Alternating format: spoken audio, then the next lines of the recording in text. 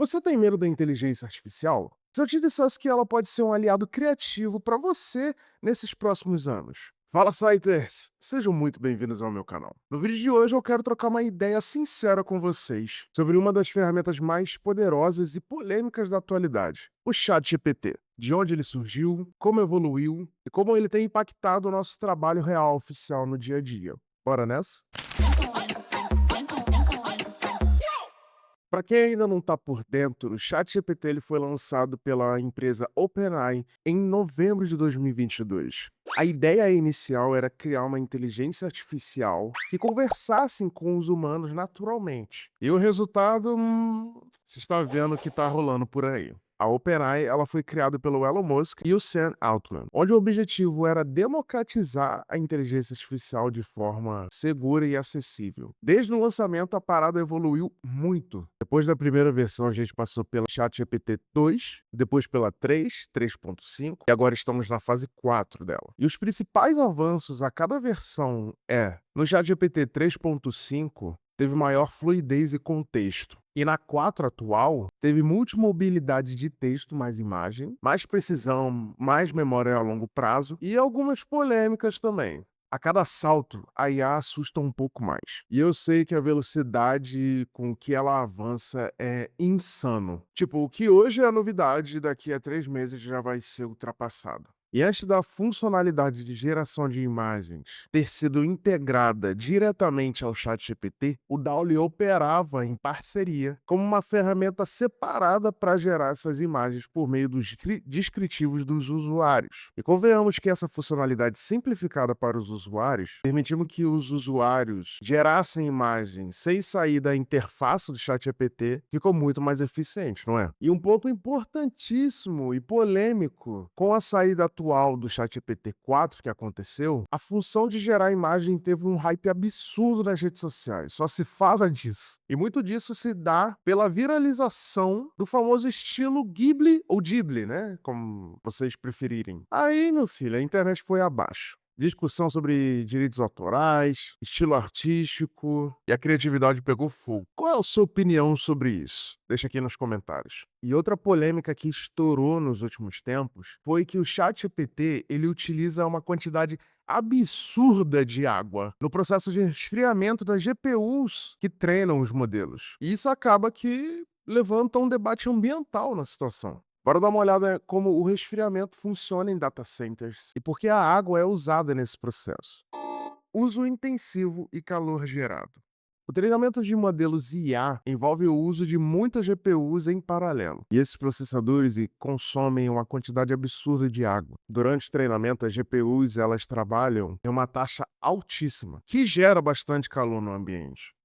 Refrigerações das GPUs. E para garantir que as GPUs não superaqueçam e possam continuar a funcionar de uma maneira eficiente, elas precisam ser resfriadas. Nos data centers modernos, a refrigeração é frequentemente feita por ar-condicionados e resfriamento líquido. O resfriamento é mais eficiente em dissipar o calor do ambiente do que o resfriamento apenas pelo ar-condicionado. E é aí que entra a água. Sistema de resfriamento com água.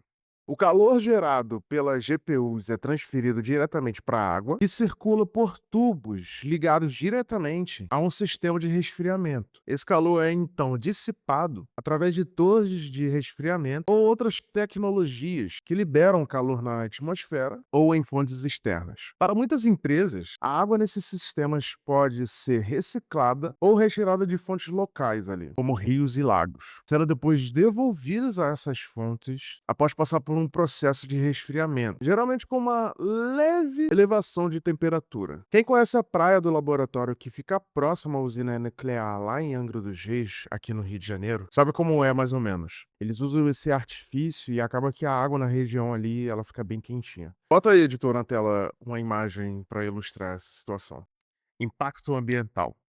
Embora o uso da água e o resfriamento dela seja comum nesses casos e eficiente de certa forma, isso levanta debates bem sérios sobre consumo excessivo de recursos hídricos especialmente em regiões onde a água é escassa. Isso tem levado as empresas a buscarem alternativas mais sustentáveis nesse sentido, como resfriamentos que usam o ar ou novas tecnologias que utilizam o resfriamento mais econômico, economizando ali, usando menos água nesse sentido.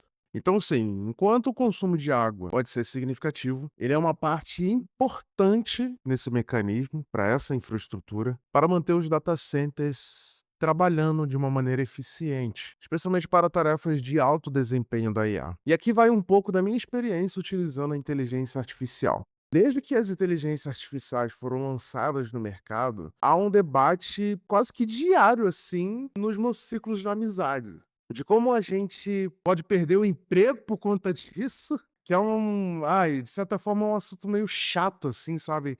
Eu não acredito muito nisso, ok? Eu não acredito muito nisso. Eu acredito que a gente precisa ali sim, se aprimorar nesse sentido, entender como é que opera essas inteligências artificiais, porque tem muitos clientes, tem muitas pessoas ali que estão na ponta, onde vai receber a sua prestação de serviço, que não necessariamente tem aquele conhecimento para operar essas inteligências artificiais. Então é aí que a gente vai entrar na situação. Mas enfim, eu não posso cuspir no prato. Eu utilizo inteligência artificial diariamente e principalmente para melhorar a qualidade de imagens. Vocês já pararam para pensar que a gente não sofre mais como designer com fotos ruins? O Photoshop, ele tem o processo lá generativo, onde se acaso a pessoa ela só tem esse cotoco aqui de cabeça ou de torso, né, de tronco, a gente puxa para baixo e ele vai gerar aquele corpo ali pra gente. Isso é um adianto enorme, a gente não precisa exigir que o cliente ele envie uma foto melhor, o que na maioria dos casos é a melhor alternativa. Mas a gente sabe muito bem que não funciona assim na realidade. Então ele vai lá, gera bonitinho, a gente consegue utilizar nas artes. Aí se tá faltando qualidade, a gente joga em uma outra IA e ela aumenta, ela traz alguns detalhes, assim, alguma nitidez. Óbvio, nem todas são perfeitas. Por exemplo, o CREA, ela altera bastante o rosto da pessoa. Só que o Photoshop ele é feito por máscaras. É só a gente pegar essa imagem, jogar no Photoshop e pintar ali, né? Tirando ali a parte do rosto para não afetar essa parte do corpo, né? Manter ali qualidade nos fios de cabelo, na roupa. O próprio ChatGPT agora com o GPT-4 é muito poderoso, pô, pra aprimorar imagens, pra gerar imagens, principalmente. E assim, eu vejo, na minha visão, o ChatGPT como uma ferramenta, como uma extensão que vai nos auxiliar no dia a dia. É o que já tá acontecendo. Então, infelizmente, não tem como negar, não tem como falar, ó, não vou usar. Porque essa é a realidade de hoje. E se você tá curtindo esse vídeo, não deixa de deixar um like aí, comentar aqui embaixo e se inscrever no canal, ativando o sininho nas notificações para você não perder nenhum vídeo. Toda semana tá tendo vídeo. Então, assim, é conteúdo que não falta. Só para concluir o assunto, eu ainda tô testando muita coisa, principalmente com os meus amigos, que a gente assinou agora recentemente o ChatGPT e em uma conta só a gente tá conseguindo utilizar todo mundo. Eu não sei até quando o ChatGPT vai deixar isso acontecer, porque a gente sabe muito bem, né, como é que funciona aí as situações. Mais grana, tendo em visto que a empresa é do Elon Musk, então assim, eu não duvido nada que ele comece a rastrear os IPs e daí a gente perca essa mamata. Mas enquanto tá rolando, a gente tá junto. E eu tenho refletido muito sobre tudo isso e uma breve conclusão que eu tenho é que a tecnologia está avançando e a gente precisa ir junto. Não é sobre você, designer, criativo e afins de ser substituído. É sobre ser potencializado. A IA acelera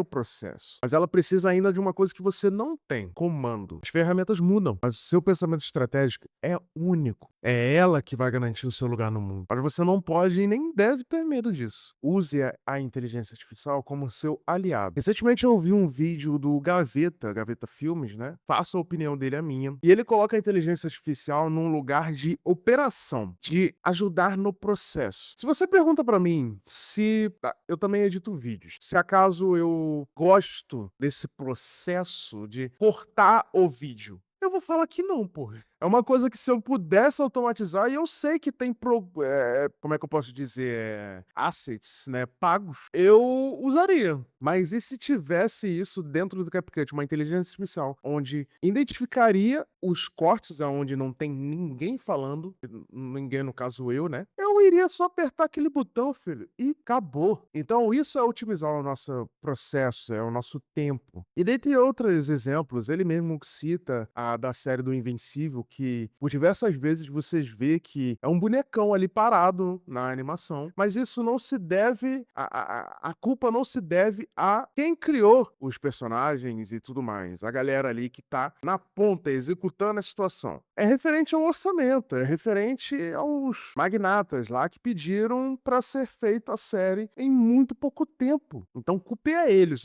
os engravatados nesse quesito. E daí acaba que eles têm que economizar, colocar mais força braçal em momentos específicos da série para ficar a parada maneira, assim, uma cena de ação maneira. Em outros momentos que parte de calmaria, etc., eles colocam o bonecão estático lá. Imagina se tivesse uma inteligência artificial lá nesse processo, onde, sei lá, colocasse essas pessoas para andar, para se mexerem minimamente. Iria dar uma outra cara ali para as cenas. É isso que a gente tem que pensar, é que a inteligência artificial, ela vai fazer parte do processo nesse quesito, ali na função, ajudando a gente a ter mais tempo para focar onde precisa ser focado. Enfim, não vou me estender, se vocês quiserem ver o vídeo do Gaveta, eu recomendo bastante, vá lá no canal dele. E bom, estamos chegando ao fim, eu espero que vocês tenham gostado desse vídeo, e eu te vejo no próximo vídeo. Um abraço, falou!